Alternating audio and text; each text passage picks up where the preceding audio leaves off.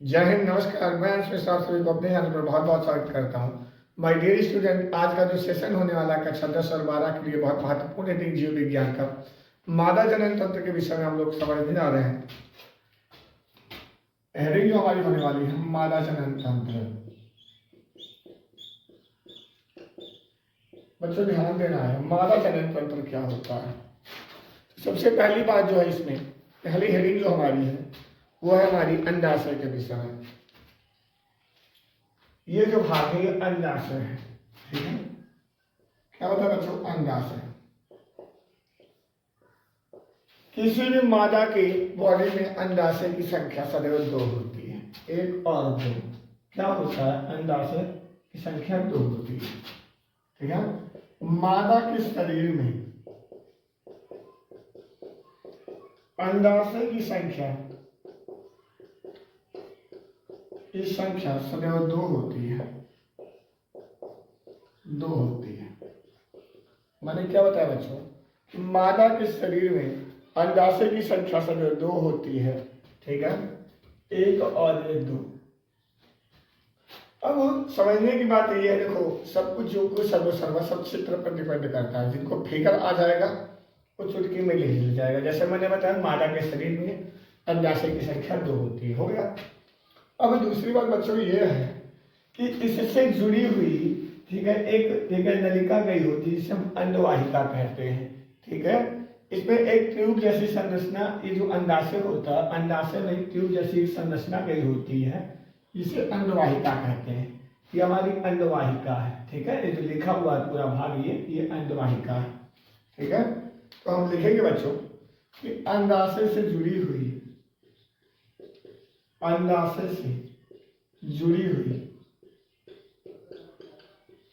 एक ट्यूब जैसी संरचना होती है, जुड़ी हुई एक ट्यूब जैसी संरचना होती है,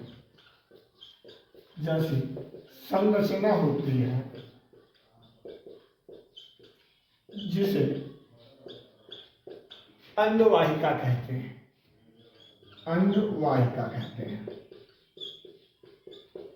क्या होता है बच्चों? अंडवाहिका कहते हैं।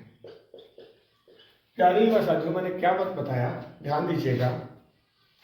मादा जनन तंत्र में, ठीक है, ये क्या होता है? अंडाशय की संख्या 2 होती है और अंडाशय से जुड़े हुए एक, ठीक है, संरचना गई होती है, ठीक है, ट्यूब जैसी संरचना गई होती है जिसे अंडवाहिका कहते हैं। अब आगे देखते हैं, ठीक है। अंडाशय में मुख्यतः जो हार्मोन्स का स्राव होता है, तो अंडाशय में मुख्यतः 2 हार्मोन्स बनते हैं। अंडाशय में मुख्यतः हार्मोन्स 2 बनते हैं, लेकिन मैंने डाल दिया मुख्यतः जो हार्मोन्स का निर्माण होता है अंडाशय में होता है। अंडाशय में मुख्यतः हार्मोन्स का निर्माण होता है,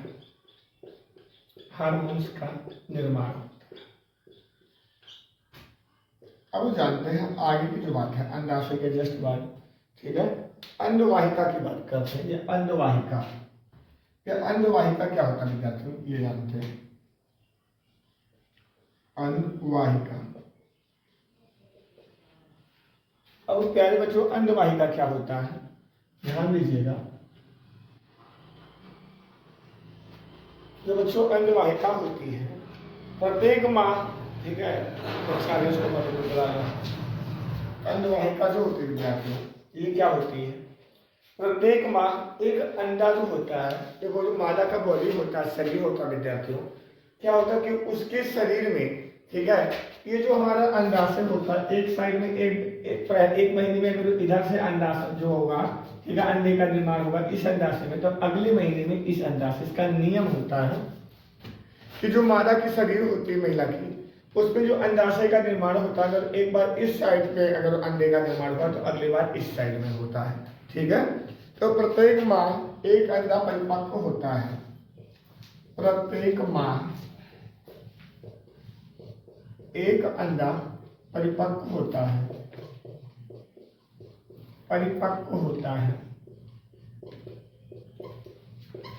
मैंने क्या बताया कि प्रत्येक माह जो मादा का शरीर होता है, प्रत्येक महीने में एक अंडा जो होता है वो परिपक्व होता है। इस बार इस वाले में हुआ तो अगली बार इस वाले में होगा, ठीक है, परिपक्व होता है, ठीक है। और यह अंडवाहिका द्वारा क्या होता है? जो अंडवाहिका है एक अंडा मान लो यहाँ निर्माण हुआ, तो ये क्या होता है, ये इधर ठीक है यहाँ गर्भाशय तक लेकर के आता है। इस बार से अगर अंडा का निर्माण हुआ इस साइड से आया, तो अगली बार इस साइड से आएगा, ठीक है। तो प्रत्येक माह एक अंडा परिपक्व होता है, ठीक है। और यह क्या होता है, अंडवाहिका द्वारा गर्भाशय तक आता है, गर्भाशय तक पहुंचता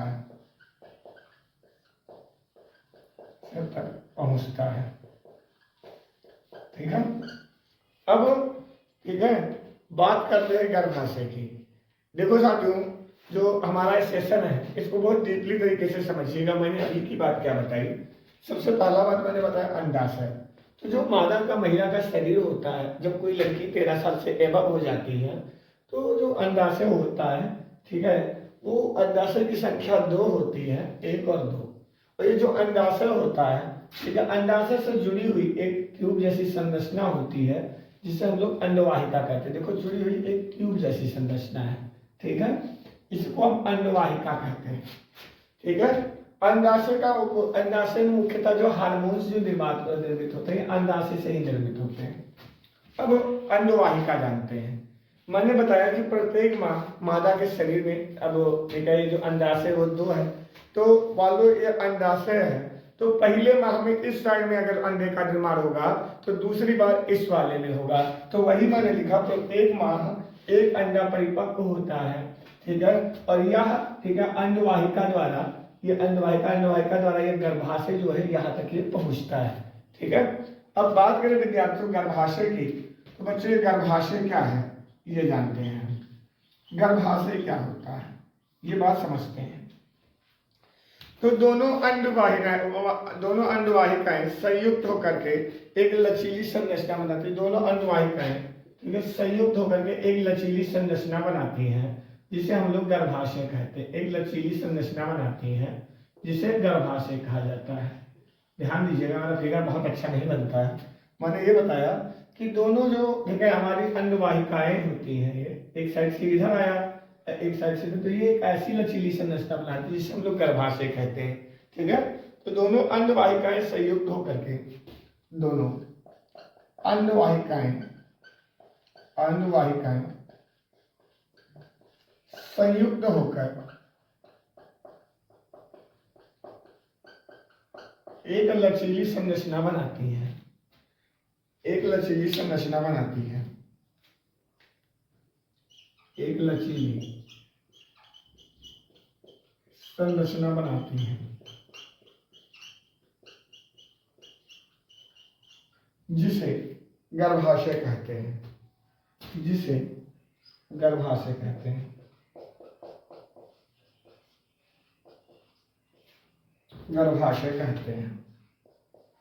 और देखिए अब असली मामला तो यहां से शुरू होता है, ठीक है। मैथुन क्रिया के पश्चात ये जो मादा का है ये योनि है, ठीक है। जब मैथुन क्रिया होती है, नर और मादा मिलते हैं, लैंगिक संबंध स्थापित करते हैं, ठीक है। जब ठीक है सेक्सुअल रिलेशन होता है, ठीक है, उसी को मैथुन क्रिया कहते हैं। मैथुन क्रिया के दौरान, ठीक है, मैथुन क्रिया के दौरान क्या होता है, जो मादा की योनि होती है, मादा की योनि में शुक्राणु जो होता है बेटा, ठीक है, वो जब जाता है तो देख लीजिए मैथुन क्रिया के पश्चात दौरान, ठीक है, शुक्राणु मादा के, ठीक है, मादा के योनि से होकर के,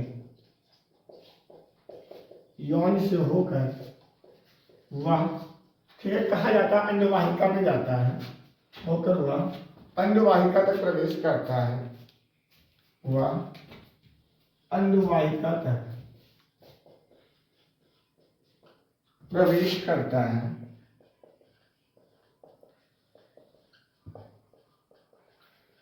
मैंने क्या पता था बेटा, जब ये जो होता है, ठीक है, दोनों अंडवाहिकाएं संयुक्त होकर लचीली संरचना बनाती है जिसे अंडाशय कहते हैं, गर्भाशय कहते हैं बेटा। और जब मैथुन क्रिया होती है, लैंगिक क्रिया के दौरान जो शुक्राणु होता है मादा की योनि से होते हुए सीधा ये अंडाशय में पहुंचता है, सॉरी अंडवाहिका में पहुंचता है। और जब बच्चों ये अंडवाहिका तक पहुंच जाता है तो जो अंडे का निर्माण हुआ होता है वो निषेचन क्रिया के बाद क्या होता है, ठीक है, कि वो एक भ्रूण का रूप ले लेता है। उस भ्रूण से क्या होता है, जनन क्रिया होती है बच्चे का, ठीक है, जन्म होता है। तो मैंने बताया, ठीक है, कि क्या होता है कि अंड वाहिका में प्रवेश करता है और प्रवेश होने के बाद, ठीक है, बाद में यह गेंद जैसी संरचना बना लेता है, संरचना बना लेता है, जिसे, ठीक है, भ्रूण कहते हैं। तो बच्चों ये हमारा मादा जनन तंत्र था और एक बार इसका स्क्रीनशॉट ले लें। विद्यार्थियों हम आपसे कहना चाहेंगे कि बहुत साफ स्पष्ट जो है मार्कर हमारा नहीं चल रहा था, फिर भी हमने इस वीडियो को बनाने का प्रयास किया है। यदि ये मेरा वीडियो आपको थोड़ा बहुत जानकारी यदि मिल रहा है तो चैनल पर जुड़े रहें और वक्त चला है विदा लेने का। जय हिंद, जय भारत, वंदे मातरम।